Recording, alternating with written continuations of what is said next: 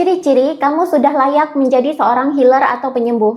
Menyembuhkan orang lain adalah skill yang bakalan bisa muncul dengan sendirinya pada orang-orang yang mengalami kebangkitan spiritual. Kalau menurut kajian Dr. David Hawkins dalam bukunya yang berjudul Power versus Force ini, manusia yang level kesadarannya sudah terkalibrasi di angka 600 ke atas, mereka ini memang bisa menyembuhkan diri secara alami. Bahkan, penyembuhan yang mereka lakukan pun bisa sangat ajaib, seperti contohnya penyembuhan secara energi. Kalau orang tasawuf menyebut kemampuan penyembuhan ini sebagai makrifat, orang Kristen menyebut kemampuan penyembuhan ini sebagai mukjizat. Tapi di masa depan, manusia yang memang sudah bisa selesai dengan luka-luka mereka di masa lalu, ini sangat berpotensi menjadi seorang penyembuh. Syaratnya, mereka sudah benar-benar selesai dengan luka-luka batin dan trauma mereka sendiri di masa lalu. Mereka berhasil menyembuhkan penyakit-penyakit fisik yang selama ini mereka derita, dan yang pasti, mereka telah banyak selesai dengan kepahitan diri mereka sendiri. Sehingga secara alami, rasa cinta kasih akan muncul terhadap diri sendiri. Dan ini muncul secara alami dan bisa mempengaruhi orang-orang lain di sekitarnya secara vibrasi. Itulah kenapa pada orang yang level kesadarannya tinggi, terutama mereka yang terkalibrasi di angka 600 ke atas, mereka mudah membuat orang lain menjadi nyaman, terinspirasi, termotivasi, dan bahkan tersembuhkan hanya dengan duduk dan ngobrol ringan dengan mereka saja. Sebab seorang penyembuh sejati itu menyembuhkan orang lain melalui getaran atau vibrasi mereka. Nah, di masa depan, masyarakat akan mengetahui sendiri siapa yang benar-benar seorang penyembuh atau healer dan siapa yang cuma terobsesi menjadi penyembuh belaka. Yang benar-benar bisa menyembuhkan orang lain adalah healer sejati yang sudah banyak selesai dengan dirinya sendiri. Sedangkan mereka-mereka yang terobsesi sebagai healer sebenarnya malah menutupi luka batin dan kepahitan mereka sendiri dengan cara berupaya keras menjadi seorang penyembuh. Menjadi penyembuh, kalau dalam buku Power versus Force ini, sebenarnya tidaklah diusahakan. Ini adalah alamiahnya manusia yang memang sudah tinggi level kesadarannya. Kalaupun orang-orang yang mengalami transendensi kesadaran akhirnya mengambil sekolah medis atau sertifikasi penyembuh yang legal, sebenarnya itu adalah dorongan dari jiwa mereka dan itu adalah bentuk tanggung jawab moral mereka supaya tidak sekedar menjadi penyembuh abal-abal. Nah, kalau kalian ingin tahu level kesadaran atau level spiritualitas kalian sudah sampai di mana, kalian bisa baca sendiri di buku Power versus Force berikut ini. Yang mau bukunya segera check out di keranjang kuning yang ada di bawah kiri video. Buruan di check out sekarang karena buku spiritual itu biasanya stoknya langka dan belum tentu akan diterbitkan ulang kalau sudah habis.